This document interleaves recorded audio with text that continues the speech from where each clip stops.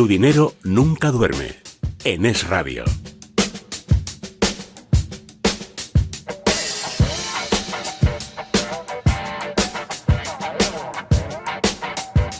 Bueno, pues nos metemos ya de lleno en harina. Vamos a empezar la entrevista, Álvaro, pero este es un programa de tradiciones y yo no puedo romper la nuestra, así que la primera pregunta corre a cargo de Luis Alberto Iglesias. Luigi. Pues muchas gracias. En el libro que he comentado antes, que vamos a presentar en Value School, se habla de que la indexación funciona porque, bueno, te compras miles de compañías sabiendo que la mayoría no lo van a hacer bien. Bueno, estamos viendo ahora en los índices que 7 compañías son responsables del 80% de rentabilidad que están haciendo los índices. Las 7 grandes que todo el mundo tiene en la cabeza, ¿no? Las asociadas a Internet, al comercio, la difusión de contenido por Internet. El resto pasan sin pena ni gloria. Esto se suele tomar por un ejemplo de esta regla del principio del 80-20. El 20% a veces es mucho menos, de todos aquellos jugadores que llevas en la cartera o del equipo son los que son los responsables de los grandes resultados. Entonces, la pregunta que yo le hago a Álvaro es si en la gestión activa ocurre algo parecido. En 8 años de gestión que he tenido ya Advalor, me gustaría preguntarle así, grosso modo, ¿cuál es el número de compañías que han pasado por cartera? Y si crees que también en vuestro caso se ha repetido este principio. Es decir, mira, una minoría han sido las responsables de las grandes rentabilidades del fondo, a pesar de que las escogemos todas con guantes de seda y esperando que sean caballos pura sangre, al final también en la gestión activa el principio del 80-20 se cumple.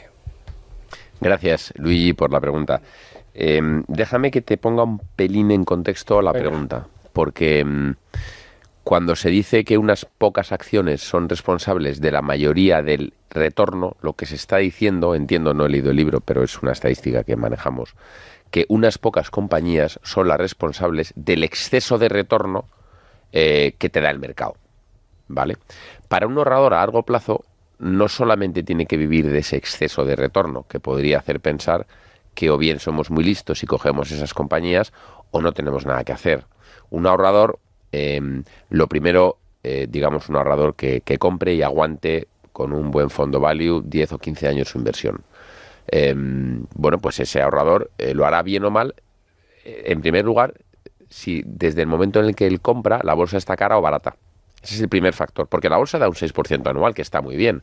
Luego estamos hablando de ese exceso del 6%, lo representan pocas compañías, pero realmente un ahorrador que comprara cuando la bolsa está barata y que no se metiera en muchos líos cuando la bolsa está cara, haría un retorno mejor que ese 6%, ¿no? Entonces yo creo que es muy importante no quedarse con la idea de que la barra está muy alta y o bien se eligen a las 7 magníficas o no. Y ahora, respondo a tu pregunta, en Advalor sí que hemos hecho un análisis parecido y no, la respuesta es que no. La respuesta es que en nuestro caso lo que sale es que, por supuesto que hay un ramillete de compañías que han aportado un poco más, pero no es la regla del 80-20 y lo que sí que se ve es que casi todas las compañías que hemos comprado nos han dado dinero, hemos ganado dinero. Hay un porcentaje muy pequeño que oscila en torno a entre el 7 y el 10%, que habiendo dado dinero o no ha dado la rentabilidad nuestra esperada, ¿no? Es decir, nosotros tenemos que sacar un 15% anual, o es lo que nos gusta, digamos, pensar que podemos sacar, ¿no? No año a año, sino por periodos largos de tiempo y bueno, pues eso son 600, 700 puntos básicos de más de lo que hace el mercado. Y entonces, de ese exceso de retorno está bastante equilibrado, ¿no? Lo que sí que nos aparece es que la tasa de, digamos, compañías que no hacen el retorno es muy estable, en torno al 7 o el 8%, que no tiene que ver con que nos equivocamos poco, sino que también tiene que ver con eso, pero tiene que ver con que elegimos las preguntas fáciles del examen, que es algo que yo creo que es muy, muy importante para un ahorrador. Piensen que la gente dice, bueno, yo en bolsa conozco a gente que se ha forrado, que lo ha perdido todo, ¿no? Bueno, pues la realidad no es así. Es decir, si una persona invierte en bolsa con cuidado a largo plazo, lo normal es que gane dinero. Lo normal es que gane dinero. Y lo normal, si encima es de manos de un gestor con experiencia y con trayectoria, es que gane mucho dinero. Luego veremos un poco datos en este sentido, ¿no? 8 años desde que nació Advalor. No, Advalor como gestora, pero tu trayectoria como gestor de inversiones, más de 20. A mí me gustaría conocer de primera mano cuál es el balance que haces de estos 8 años al frente de Advalor y qué esperas para los próximos 8. Bueno, efectivamente, gracias por la pregunta. Yo prefiero pensar que llevamos 20. Ahora te responderé inmediatamente porque efectivamente hay un balance también de 8, ¿no? Pero el balance nuestro de 20 es que el dinero de los clientes, de un cliente que hubiera entrado pues en marzo del 2003 y nos hubiera acompañado hasta ahora, 2023, 20 años, hubiera multiplicado por 13 su dinero. Y eso ha sido con 2 caídas del 50%. ¿Con esto qué quiero decir? Con esto quiero decir que las caídas con nosotros son temporales y que, aunque cueste aguantar esa menos 50 temporalmente, no hay que preocuparse porque siempre se logran superar esas caídas, ¿no? Entonces, insisto, una persona que hubiera tenido un patrimonio como el de muchos oyentes que nos escucharán, de 20.000 euros al principio de nuestra trayectoria, pues hoy, que es un capital nada desdeñable, pero hoy tendría casi una fortuna, ¿no? Tendría más de 250.000 de euros, ¿no? Y esto no es alquimia, esto es simplemente ser paciente y esperar, nada más. El problema viene cuando intentamos adivinar, cuando intentamos que cada titular nos genere una respuesta. Ahí entonces ya se complica la cosa y eso explica por qué la mayoría de los clientes de un fondo no logran hacer la rentabilidad del fondo, ¿no? Pero bueno, déjame que te responda ahora esto me he ido un poquito, pero sí que quería ver un poco 20 años y ver qué puede dar de sí, ¿no? Para una persona que como una hormiguita, pues oye, invierta y se olvide un poco, ¿no? Por supuesto tiene que ser un dinero que no necesite inmediatamente y que pueda hacer maravillas, verdaderas maravillas, ¿no? Ahí tenemos alguna historia bonita, ¿no? De gente que con un pequeño capital, pues a lo largo del tiempo, pues hoy ya puede hacer cosas y mandar a sus hijos a universidades americanas. Estoy pensando en una persona y es algo bonito, ¿no? Y es algo que es accesible a cualquiera de los oyentes, pero que tengan paciencia, ¿no? Concretamente, perdona por irme un poco, el balance de los 8 años. Lo primero, el balance para los clientes, que es lo más importante, lo has dicho tú, Luis Fer, pues ha multiplicado por 2,3 el dinero en estos años. Al final, la rentabilidad absoluta siempre es lo que más importa. Y luego, para oyentes un poco más expertos, la rentabilidad frente al índice, pues el índice en este periodo ha hecho un 53%, es digamos lo que podían haber obtenido en cualquier vehículo con comisiones algo más baratas, y nosotros en vez de un 53% hemos hecho un 125%. A nivel de empresa, el balance, bueno, pues tenemos un cierto orgullo con toda la humildad, ¿no? Pero ya son 25.000 los clientes que confían en nosotros. De esos 3.000 clientes, de esos 25.000 hacen aportaciones periódicas, que es un compromiso ya, digamos, parece como un poco más, ¿no? Tenemos 3 de los 5 fondos más rentables a 3 años en España. En pensiones tenemos la mejor rentabilidad de los últimos 3 años. Tenemos más de 5 veces la rentabilidad que ha dado el índice en pensiones. Luego, una cosa que es lo que más ilusión nos hace, ¿no? El proyecto de Da Valor de ayuda a África a través de la organización África Directo, pues ya hemos recaudado cerca de 4 millones, son 3,7 millones de euros los que ya se han donado, pues para que los más pobres y los más desfavorecidos tengan alguna oportunidad, que nosotros las tenemos, pero ellos no. Y luego, pues también, bueno, nos hace ilusión, no sé si aquí quizás estoy a lo mejor copiando a Buffett de una manera muy burda, ¿no? Pero la contribución a la sociedad son pues más de 40 millones de euros de impuestos pagados en impuestos y en seguridad social, y más de 30 millones en sueldos, quitándonos a los fundadores, ¿no? Bueno, este es el balance numérico y también un poco quizá a lo mejor con un punto de emotividad que hacemos después de 8 años.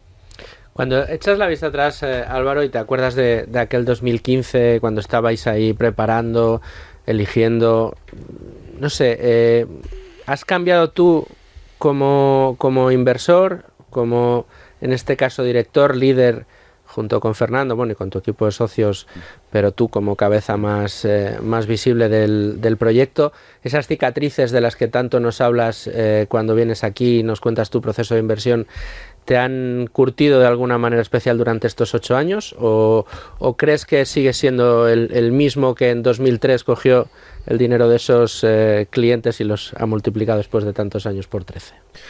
Yo creo que nuestro trabajo, al contrario que otros, tiene una enorme ventaja, y es que cuantas más canas tienes, pues es mejor. Yo soy muy aficionado a las carreras de caballos. Ayer veía un documental del mejor jockey de los últimos 30 años de la historia de España, que ha sido José Luis Martínez, y como el hombre pues se retiró el año pasado, y porque ya no podía, ¿no? Un documental muy emotivo y que recomiendo a todos los aficionados a las carreras de caballos. Bueno, pues en nuestro caso, claro que hemos aprendido, Luis Fer, por supuesto que hemos aprendido desde los últimos 8 concretamente, ¿no?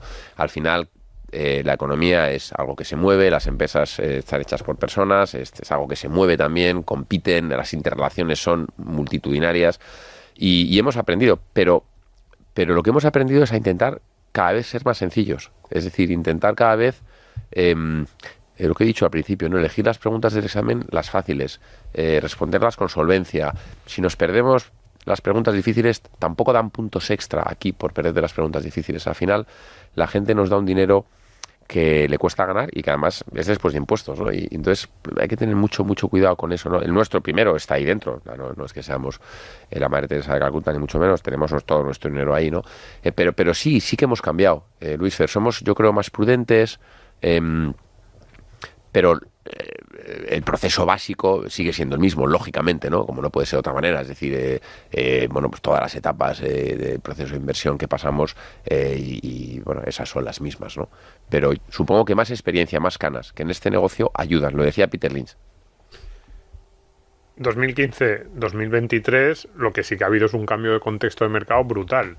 Es decir, 2015 todavía estábamos en el Banco Central Europeo, hará lo que tenga que hacer y no se preocupen que será suficiente, y lo estaban haciendo tipos al cero. De un proceso de fusiones, claro, de banca. No, pero no solo en España, también en España, en Europa, en general, en todo el mundo occidental, políticas monetarias heterodoxas, sin entrar en si eran acertadas o no. Aquí las hemos criticado, pero bueno, el caso es que eran políticas muy peculiares y que alimentaban un tipo de mercado también muy peculiar, en el que los beneficios a futuro pues se valoraban más porque no había tasa de descuento casi, en el que las empresas clásicas que tenían beneficios ahora parecía que estaban penalizadas porque todo era a ver cuánto crecimiento puedes prometer de aquí a unos años. Y ahora en 2023 estamos, no diré que en el contrario, tampoco es que estemos en tipos del 12%, no estamos en los años 80, pero evidentemente un contexto muy diferente. Entonces dices, no hemos cambiado, seguimos haciendo lo mismo, pero es hacer lo mismo en dos situaciones de las que más influyen en el inversor, aparentemente muy distintas. Entonces, ¿cómo se refleja eso? ¿Ha habido algo que vosotros siempre decís que no os fijáis en la macro, pero ha habido algo de estos cambios en la política, en política en general, pero también política fiscal, política monetaria, que haya hecho que digáis, ahora todavía son menos fiables los políticos o todavía tenemos que empezar a mirar algunos elementos importantes de las compañías? Vamos a ver, Domingo, yo cuando hacía lo de los 20 años de balance, vamos a repasar qué ha pasado en 20 años, porque siempre uno tiene la sensación de que está viviendo un momento único, que de alguna manera lo es, ¿no? Pues que es el que tenemos, ¿no? Pero en 20 años empiezo en el 2003 una recesión del 50% de caída del Standard & Poor's entre el 2001 y el 2003. Algo que ha pasado en la historia, Luigi lo sabrá, no sé, 3-4 veces. No ha pasado más en 100 años. Bueno, 100 años no está, los últimos 100 años que tenemos. En el 2007 hubo la gran crisis financiera donde se produjo otra caída del 50%. En el 2011 la crisis de los países que llamaban los PIGS. Luego hubo el Brexit, luego hubo Donald Trump, luego ha venido la guerra en Ucrania, ha venido un COVID. Es decir, siempre parece que ahora es distinto, pero fíjate lo que han pasado en estos últimos 20 años y un señor que no hubiera leído esos titulares y hubiera puesto un dinerito con nosotros, tendría 13 veces más ese dinero, ¿no? Entonces, claro, el proceso siempre es el mismo. Por supuesto, la prudencia, el rigor con el que mires cada compañía por eso hay que en fin, tener mucho cuidado en cada una de las inversiones que se hace. Dicho lo cual, creo que tu pregunta, y te he dicho al principio que tus preguntas son de inversor siempre de primer 5%, es muy buena, porque a mí ahora me parece que es uno de los momentos más complicados para un inversor desde fuera. Y lo digo pensando en los oyentes. ¿Por qué me parece más complicado? Porque es muy fácil, después de muchos años de tipos cero, contentarte con una letra del tesoro sin riesgo que te da el 3,5 o el 4. Yo veo a mucha gente, amigos míos, muy contentos, ¿no? Es que ya me dan el 4%. Bueno, por no hablar de los depósitos. Claro, pero digo, pero es que la inflación, no sé si será el 5 o el 6%, pero en los últimos 3-4 años todo ha subido un 30 o un 40%.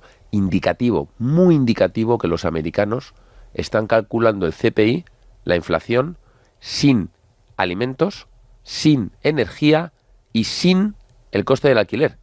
Yo no sé si estarán midiendo lo que cuestan los bolis, que ya no se utilizan, pero me llama la atención que un país como Estados Unidos, la primera potencia del mundo y un país que a mí me encanta, te esté midiendo la inflación así, porque para mí están engañando al tenedor de títulos de renta fija. Y ese engaño es un engaño ya organizado. Entonces, cuidado con estar muy contento con el 3 o el 4% porque tiene trampa. ¿Por qué es difícil, insisto, empezando en los oyentes, para un inversor qué hacer con su dinero ahora? Porque las economías han estado muy sostenidas en estos últimos años. Y bueno, yo creo que pueden venir curvas, sobre todo empezando porque el Estado americano, porque yo siempre pienso en la economía americana, ¿no? Dedica cada vez más un porcentaje mayor de sus ingresos fiscales para pagar simplemente los intereses. Sí, parece que es un momento en el que esa decisión de la que muchas veces hablamos, Domingo es quizá quien más ha incidido sobre esto, esa primera decisión de no hacer nada, me espero, ya tomaré la decisión, ya estás tomando ahí una decisión que es no hacer nada y te puede penalizar ahora mismo muchísimo. Luigi. ¿Cómo hacéis para batir la inflación? Es decir, porque aquí creo que hay un malentendido, Álvaro, en los inversores que se acercan a Value School generalmente, sobre todo engatusados por ciertas publicidades que ven por internet, ¿no? Ellos aspiran a batir al mercado, ¿no? Y en Value School a veces les bajamos un poco los humos y decimos, tú confórmate con batir la inflación, que no es moco de pavo, ¿no? Empezamos por ahí, ¿verdad? Totalmente. Totalmente, y además yo creo que hay que también enseñar a la gente que las dinámicas de bolsa no son lineales. Es decir, las cosas en bolsa siempre suceden de golpe. Lo ha explicado muy bien la trilogía de Nassim Taleb, que tú seguro, Luigi, has estudiado muy bien, pero es que todo es no lineal en bolsa. O sea, el año pasado nosotros subimos un 45, un año en el que el mercado cae un 20%. Que es una salvajada. El mercado de renta fija y de renta variable. Efectivamente, lleva 3 años seguidos cayendo el mercado de renta fija en términos nominales. Es que el 19 de octubre del 87 es un día en el que el mercado cayó un 22% en un día. Un 22% en un día. Pero es que, y os voy a dar un dato, entre 1993, este dato es demoledor para quien quiera batir al mercado y jugar a ser... Entre 1993 y 2022, 10.000 euros invertidos en el 93 se convirtieron en 158.000 euros. Eso a una persona que hubiera estado invertido todos esos días. Si te pierdes los 10 mejores días, 10 días de 7.300 días, por cierto, si te pierdes los 10 mejores días entre el 93 y el 2022, esos 158.000 se convierten en 72.000, que es la mitad. Pero es que si te pierdes los 30 mejores días, te vas a 26.000 o 6 veces menos. Es decir, si de 7.300 días invertidos te pierdes 30 días, que equivale de 100 días perderte 10 horas, la rentabilidad en vez de $158.000 se convierte en $26.000, 6 veces menos. Y encima los días buenos, la mayoría, el 52%, se han hecho en un mercado bajista. Pues señores, con todo esto, yo creo que el que a ti en Value School, que con acierto le recomiendas batir a la inflación suficiente y te dice batir al mercado, e intenta hacerlo además año a año, pues se está metiendo a 3 kilómetros de la costa con tiburones tigre. Entonces yo sugiero nadar a 30-40 metros de la costa máximo y mucho cuidado con una medusa que si te pica no te mata, pero ya te hace un roto, ¿no? Entonces, ¿cómo batimos a la inflación? Primero, evitando perder, no metiéndonos en líos. Ya podemos luego ahora entrar en qué son los líos y cuáles no son, ¿no? Y lo segundo, con un proceso muy acotado y muy estudiado, que efectivamente se puede aprender en Value School a través del tiempo y de los años, pero no se puede con un tutorial de 5 minutos y por internet, ¿no? O sea, creo que... No sé si respondo a tu pregunta, sí, pero... Y, Álvaro, abunda por favor en la importancia de evitar las pérdidas. Es decir, también en Value School abordamos esa asimetría de la recuperación de una pérdida, por ejemplo, bueno, aquí lo hemos dicho muchas veces, si tu fondo baja un 50%, tú tienes que subirle un 100%. Efectivamente. Y eso es Efectivamente. Eso esa es la pregunta. Vamos, yo siempre digo que los ingredientes para nosotros son dos. Lo primero es los clientes, que tiene que tener paciencia. Sin clientes pacientes no se puede invertir por una razón muy sencilla. Si tú eres cliente mío, Domingo, y me vendes el fondo en un momento malo de mercado, yo tengo que vender acciones para darte a ti el dinero. Con lo cual, pues, en fin, me complicas la cartera y me complicas la asignación de pesos porque tengo que vender forzado para devolverte a ti el dinero, ¿no?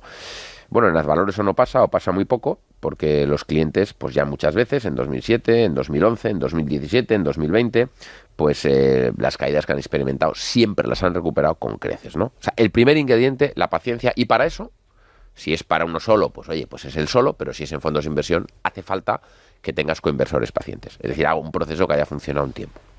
Pero lo segundo es el proceso. Y el proceso, efectivamente, pues lo primero que hay que hacer es intentar no fallar, como tú dices, Luigi, y para no fallar, pues es no comprar una empresa. ¿Qué es fallar? Yo definiría primero qué es fallar. Comprar una empresa, pues que acabe valiendo cero. No sé, ¿dónde está Galerías Preciados? Pues un ejemplo que siempre nos viene a la cabeza, ¿no?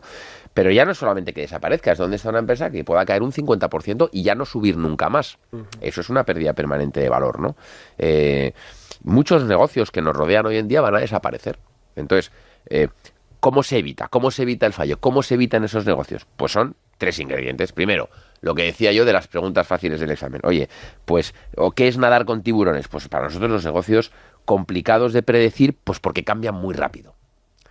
Pues son negocios complicados, cambian muy rápido. El propio Facebook cotizaba a 10 veces beneficios, había caído de 300 a 100 hace no mucho.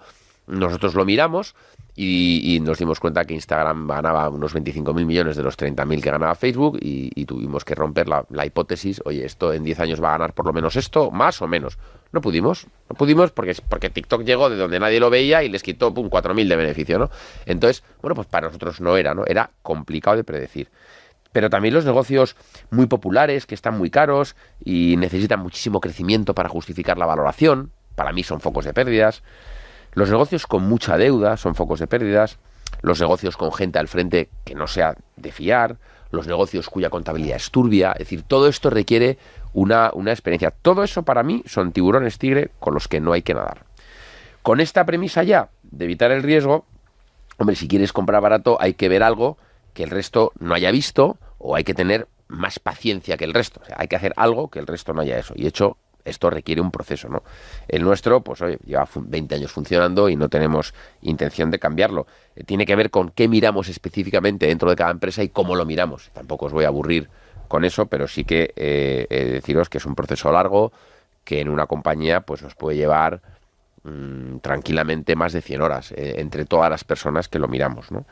Hoy nosotros tenemos analistas formados con distintos grados de especialización. Tenemos una oficina en Madrid, otra en Londres, y la oficina de Londres es solamente para analizar, no es para vender absolutamente nada, y tenemos un método probado, ¿no?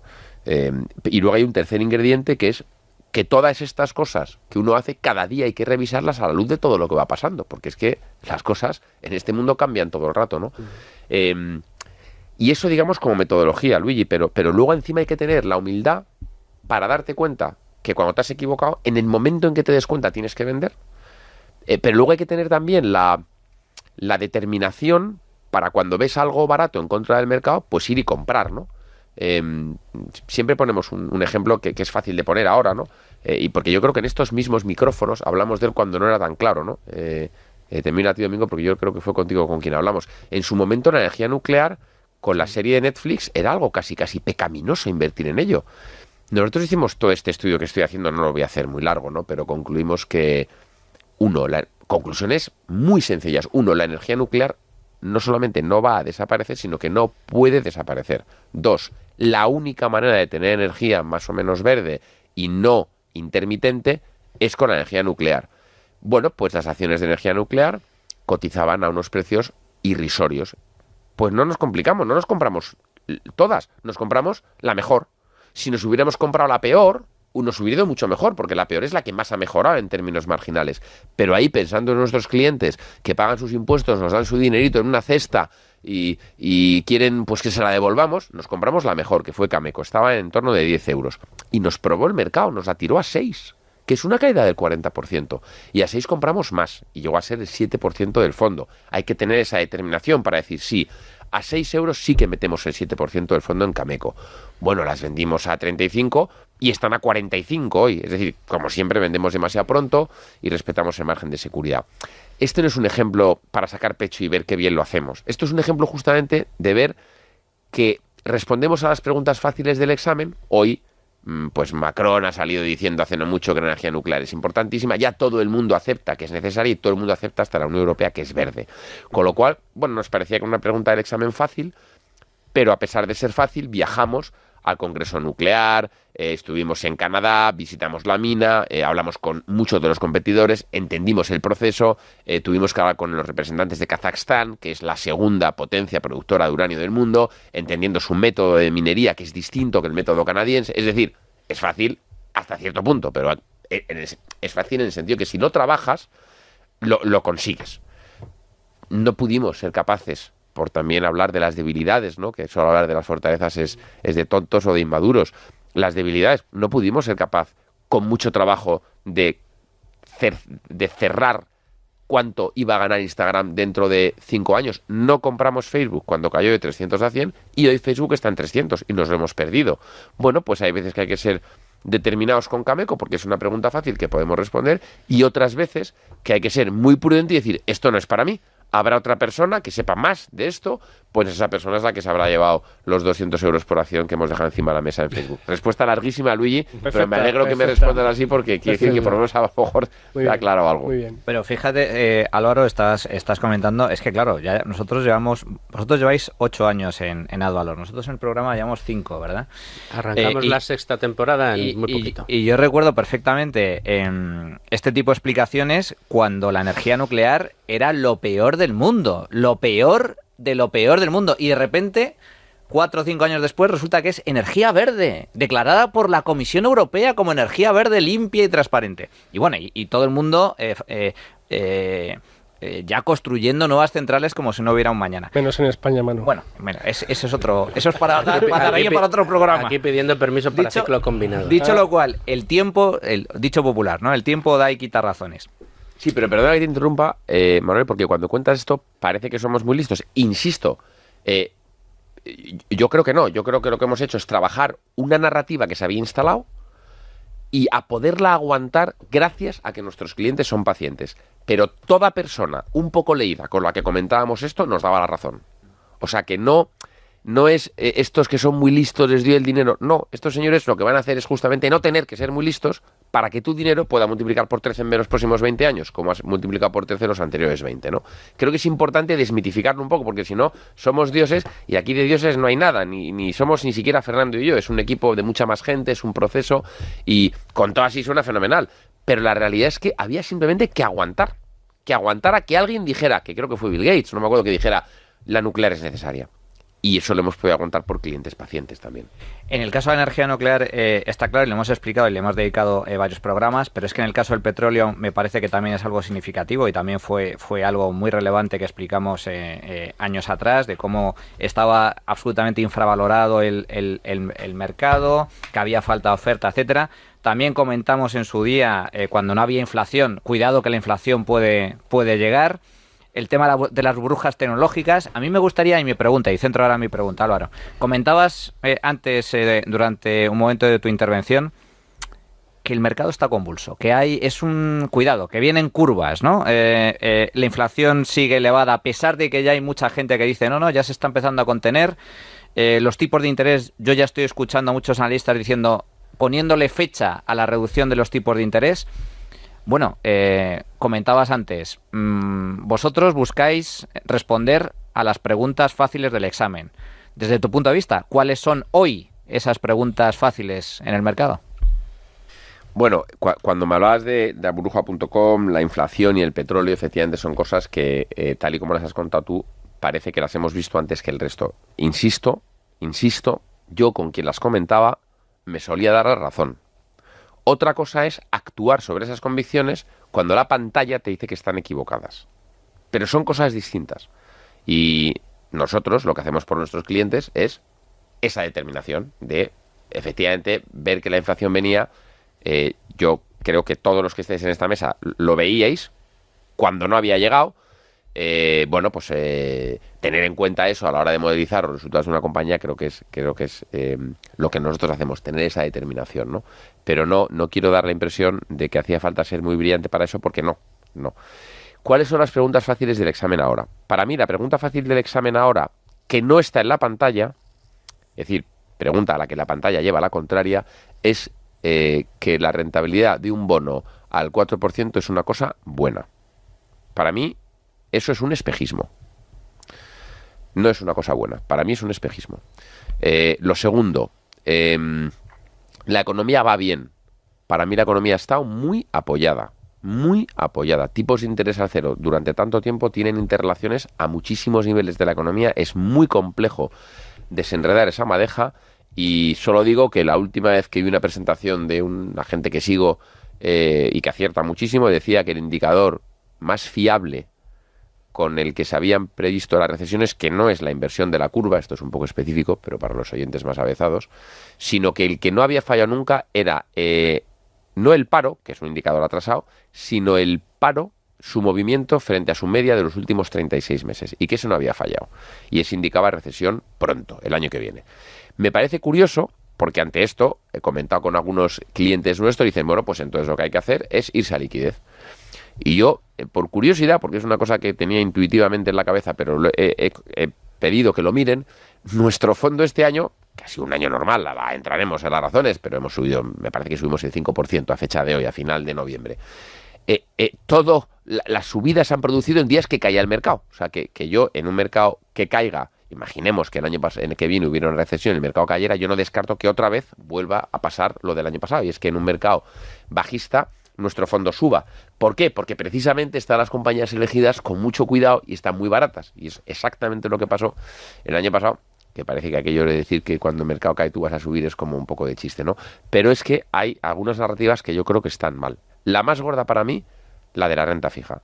Un 4% nominal no me parece algo atractivo. Y la segunda, que todo está controlado. Yo no lo tengo tan claro. No quiero decir que vaya a haber una recesión y que no, porque además no hace falta predecir eso. Es que nosotros hemos hecho 13 veces el dinero en 20 años y no hemos tenido que prever esas cosas.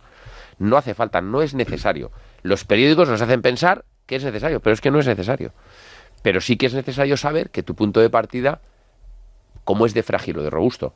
Entonces yo veo esas dos, no sé si te respondo, Manuel, pero veo esas dos como para sacar de jugo, ¿no? Bueno, y de las preguntas fáciles a la que puede ser más difícil. ¿Y este año entonces qué ha pasado?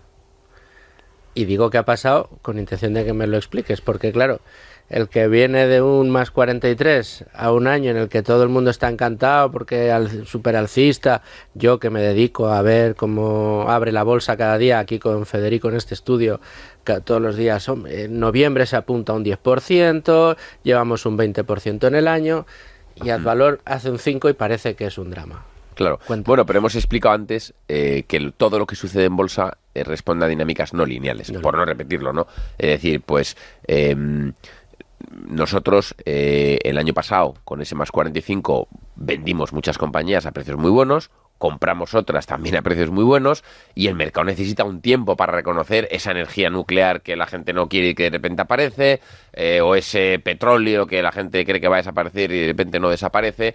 Es decir, el dato con el que yo me quedo es que hay cosas buenas que pasan cuando los días que cae el Standard & Poor's un 0,5, tú subes un 0,5. Eso a mí me indica que hay algo de robustez en la cartera que tenemos, que está cogiendo aire y que, bueno, nosotros para el futuro no tenemos la bola de cristal, Luis, pero sí tenemos un indicador. El único indicador que tenemos es cuánto cuesta comprar el fondo hoy. En este caso, si lo comprábamos ahora mismo, me parece que son 225 euros por participación, y cuánto vale. Cuánto vale es la suma de cuánto vale cada una de las empresas que está en el fondo multiplicado por su peso. Ese indicador ha sido un extraordinario previsor de qué iba a pasar en el futuro en nuestros últimos 20 años. Lo bueno de tener 20 años es que, bueno, pues puedes hacer experimentos y mezclar tubitos y ver cuál funciona, ¿no? Y en general, cuando ese indicador ha estado por debajo de 0,6, que quiere decir que el precio hoy es el 60% del valor, la cartera ha tenido resultados muy buenos, de por encima del 10% anual. Y ese numerito hoy está en el 0,56. Con lo cual yo entiendo que la cartera más o menos pues vale entre un 80 y un 100% más, ¿Y cómo se puede producir y cuándo? Pues las no linealidades de la bolsa, bienvenidos al mundo. Pues puede que el año que viene subamos un 40, luego estemos 4 años sin hacer nada y en el año quinto subamos un 60. Puede que el año que viene subamos un 15 y un 15 cada año, 5 seguidos. No se sabe. Pero es que da igual. Porque la pregunta indica una tentación de decir, bueno, yo me quiero meter cuando esté abajo y salirme cuando esté arriba. Y eso, recuerdo, 30 días de 7.300 días dejan una rentabilidad de 150.000 en 26.000. Con lo cual, yo a los oyentes les digo, ¿para qué? Es muy fácil perderse los 30 mejores días o los 30 peores. Por supuesto, si nos perdiéramos los 30 peores, también subiría mucho la rentabilidad. Pero es un juego al que nadie va a acertar. Fíjate, hablabas de robustez cuando te referías a tu cartera, a vuestra cartera, y al hecho de que a lo mejor cuando el mercado cayese vosotros subierais, ¿no? Aquí hay un tema que es el de poder diversificar dentro de un mismo activo, que sería, por ejemplo, la renta variable. Y a esto la pregunta va, o el comentario va precisamente a eso. Eso indica que un ahorrador que sea inversor en renta variable va a poder diversificar dentro de su mismo activo, añadiendo una pieza que se comporta tan distintamente del mercado como lo que acabas tú de mencionar. Es decir, ahí sí, y eso ya también evidencia que hay una voluntad que se plasma en una cartera de hacer algo distinto de lo que hace el mercado, porque si no, no hay por qué pagarnos y no hay por qué confiar en nosotros. Efectivamente. Yo siempre digo cuando me dicen, bueno, es que vuestros fondos son caros, yo digo, hombre, han resultado ser los más baratos del mercado, porque si haces una rentabilidad muy buena, pues al final, si el fondo más barato, el índice costaba 50 puntos básicos y tú cuestas 180, pero sacas 3 o 4 puntos anuales a los índices, pues sigue siendo muy barato, ¿no? Digo porque a veces alguien incluye renta fija en sus carteras con el ánimo de diversificar, ¿no? Pues mira, una diversificación dentro de un mismo tipo de activo te la puede dar un fondo que se comporte muy distinto como lo hace el mercado en épocas de crisis, por ejemplo. Por supuesto, pero es que encima hay otra cosa, y es que el fondo de inversión tiene una cosa mágica, y es su fiscalidad, y es que no se pagan impuestos de plusvalías por vender. Entonces, pueden producirse cosas mágicas en el sentido de que, pues un poco lo que nos pasó el año pasado. Si la bolsa está un poquito floja el año que viene, vamos a poner que esté un poco floja, que caiga un 10%. Eso no quiere decir que vaya a caer un 10% a base de caer un 0,5% cada mes. Eso quiere decir que de repente, pues a lo mejor una parte de nuestra cartera sube un 20% y mientras, al tiempo, de manera simultánea, una parte del mercado cae un 10%. Que quiere decir que algunas acciones caen un 30%. Entonces, claro, tú poder vender una empresa que sube un 30% y comprarte una que cae un 30%, eso es increíble de cara a capitalizar el dinero de los clientes, ¿no? Y esto, que era algo que no pasaba mucho, otro dato que comparto, es que nos pasan cada día las mayores subidas y las mayores bajadas de todas las empresas del mundo desarrollado, vamos a decir. Entonces, siempre en los últimos 4 o 5 años, exceptuando estos últimos 8 o 9 meses, la que más sube un 5, un 6 y la que más cae un 5, un 6. Pero llevo yo como 2 o 3 meses viendo que la que más sube un 25 y la que más cae un 40. Algo se está moviendo. Y eso es lo que es muy difícil de navegar para un inversor y lo que unos fondos, yo en fin confío en los fondos value, ¿no? Unos fondos value pueden hacer, pues es dar la mano a ese oyente y decirle, mira, coge mi mano, cierra los ojos, échate a dormir, no leas mucho los titulares y nos vemos dentro de 5, 7, 10 años.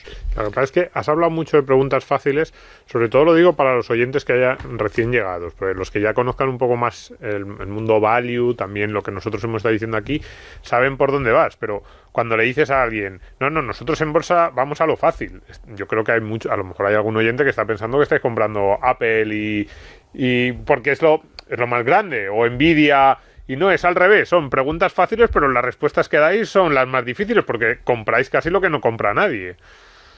Sí, lo que pasa es que cuando la gente cree que lo fácil es comprar Apple, pues o que lo fácil es comprar lo que sea Nvidia, lo que te están diciendo es que creen que lo fácil es comprar lo que ha subido, ¿no? Y casi la única verdad ontológica del mundo financiero es que el futuro está marcado por el punto de partida de las valoraciones. Si partes de arriba es muy difícil ganar dinero, si partes de abajo es muy fácil. Por eso digo que en fin, asumir que Nvidia, que yo es que ya no sé ni a cuánto cotiza Nvidia, pero vamos, o sea, 10 veces ventas o una cosa así, se gana dinero desde ahora, yo no lo veo. Me parece que es muy difícil saber que va a crecer todo lo suficiente que tiene que crecer para justificar la valoración de hoy. Pero me parece un matiz muy bueno porque efectivamente un oyente puede pensar que lo fácil es comprar lo popular. No, nosotros cuando compramos una empresa pensamos que nos la compramos entera. Entonces hay que ponerse en la piel de... Yo cuando compro Cameco pienso que me estoy comprando el mayor productor del mundo de energía nuclear. Y me lo estoy comprando y ya está, no cotiza y no hay ningún símbolo en mi pantalla. ¿Qué me preocupa al día siguiente? Pues lo primero que quiero saber es cómo son sus minas, si son baratas, qué clima laboral tiene, si los directivos son buenos, si la contabilidad es fiable, si el balance me aguanta, cómo me ven los acreedores, en fin, todo eso, ¿no? Y esas preguntas son relativamente fáciles en el mundo de la energía nuclear y muy difíciles en el mundo de la tecnología por una sencilla razón, porque todo el rato cambia. Nada más que por eso. Álvaro, el año pasado, creo que fue cuando estuviste por aquí, nos diste tengo que reconocerlo, un gran titular. Dijiste, lo mejor del value está por venir. Si no fue esa la frase textual, casi era esa. En el value investing, lo mejor está por venir. Yo me quedo, anoto esa frase y luego oigo el ruido de mercado. Y el ruido de mercado es que, claro, viene una recesión, tenemos los tipos de interés donde están, vuelve el valor a la renta fija, de la que te has hablado en el programa de hoy. Pero claro, si viene una recesión nos vamos a un mercado bajista. Yo estoy harto en los últimos meses de oír que en renta variable nos vamos a un mercado bajista. ¿Se casan esas dos afirmaciones? El de que vamos a un mercado bajista porque vamos a un escenario de recesión, y que está lo mejor por venir en el value investing. Te respondo con una pregunta viajando en el tiempo a noviembre del 2021. ¿Viene un mercado bajista? La respuesta ¿cuál era? Sí, menos 20 en el Standard & Poor's. Algo que ha pasado 11-12 veces en 100 años. Advalor más 45. Bueno, yo no digo que vaya a volver a pasar lo mismo. Lo que digo es que nos dais titulares que ya implican la respuesta en ellos. ¿Viene una recesión? Con lo cual no tengo que estar. Bueno, en los años 70 fue un periodo muy recesivo, con tipos muy altos, la bolsa muy complicada entre el 69 y el 82, no se movió en términos nominales, y con la inflación que hubo, imagínase lo que uno perdió ahí, ¿no? Pero sin embargo, fue un momento dorado del value para mucha gente que estaba más bien en liquidez hacia el año 69-70, invertidos al 100% en el año 73, cuando cayó el mercado. Es decir, vuelvo otra vez a lo mismo. Te pierdes los 30 mejores días y al garete. Tienes que saber lo que haces. Hay que navegar y no nadar con tiburones tigre en alta mar. Hay que nadar con patitos a 50 metros de la costa y con cuidado con las medusas. Y con eso multiplicas por 13 tu dinero en 20 años. Tú me preguntas, ¿a futuro será igual, mejor o peor? Pues yo creo que a futuro será parecido. El año pasado, que lo habéis comentado ya, más de un 40% de rentabilidad. Este año ha habido mucha rotación en vuestras carteras, o más específicamente, Álvaro, y ya que estamos concluyendo, ¿dónde estáis viendo oportunidades en este momento? Yo creo que en su momento... El próximo uranio, el próximo petro... Esto ya no lo sabemos. Ahora necesitamos saber dónde está el próximo uranio. Claro, lo que pasa es que eso es propiedad intelectual de los clientes de Advalor. No, en su día era como muy claro, ¿no? Porque había una categoría entera de acciones que estaban muy infravaloradas, ¿no? Nosotros... de verdad, es que vamos acción por acción. Entonces, yo te puedo decir ahora mismo, hay un denominador común de un sector que digas, hay que estar en eso. Estaría mintiéndote, porque en cualquier sector que nos guste hay compañías que no nos gustan nada. Y solamente decir, un sector que no tenemos en cartera, los coches. Vamos a coger ese, no lo tenemos en cartera, ¿eh? Pero, oye, pues el año que viene los coches. Es que para mí, Tesla no tiene nada que ver con Hyundai. Tesla es una compañía difícil de entender para mí, no sé hasta qué punto puedo modelizar cuántas unidades va a vender, con qué margen, ni sé muy bien qué va a pasar con las baterías ni con los subsidios, no lo sé, me parece difícil. Y veo que Hyundai es una compañía pues que está al mismo nivel que hace 12 o 13 años, bueno, pues no sé. Entonces, si yo tuviera Hyundai en cartera, que no tengo, ¿qué te respondo a esto? ¿Dónde está el próximo uranio? ¿En coches? No te puedo responder en coches. Te puedo contar que estoy comprando Hyundai, pero entonces ya no puedo comprar yo las acciones que quiero porque son a lo mejor ilíquidas, ¿no? O las quiero comprar y no quiero que la gente pues me suba el valor. Es decir, ahora mismo no hay un denominador común que digas, mira, cómprate todas las empresas de cobre de tal. No lo hay, ¿no? Es compañía por compañía y, como digo, con ese bisturí fino de orfebre muy prudente, en preguntas muy facilitas, diseccionarlo todo para que el paciente no se nos muera, que es lo primero. Y luego ya, si no se te muere, en general ya hace una buena rentabilidad. Próximo uranio, tu dinero nunca duerme, que desde luego traemos siempre lo mejor de lo mejor, y hoy con Álvaro creo que lo hemos demostrado. Lamentablemente no tenemos tiempo para más, Álvaro, ya quisiéramos tener 2 horas para poder seguir hablando de estas cosas que tanto nos gustan y que también explicas. Así que muchas gracias de verdad por haber querido estar hoy con nosotros. Muchas gracias a todos por invitarme. Ha sido un gran... En nuestro curso lo va a decir. En la conferencia inaugural del curso lo hay que apuntar. Hay que apuntar. Haremos ahí. El 18. El 18 El 18 de diciembre, sí. Pero solo para el que... Dice, solo para los partícipes de Advalor. Ahí tienen a Álvaro, solo para los estudiantes del curso, de los alumnos del curso de cómo invertir con cabeza y ganar dinero a largo plazo, esa conferencia inaugural de Álvaro. Domingo, muchas gracias a ti también. Gracias. Antonio San José, que has estado ahí tomando nota, Muy bien, pues muchas nada. gracias a ti también. Gracias a vosotros. Manolo, gracias a ti también. Hasta luego. Luigi. De nada. Y a todos ustedes, señores oyentes, como les digo siempre, aquí les espero la semana que viene con asuntos de su interés. Hasta entonces, sean muy felices, amigos.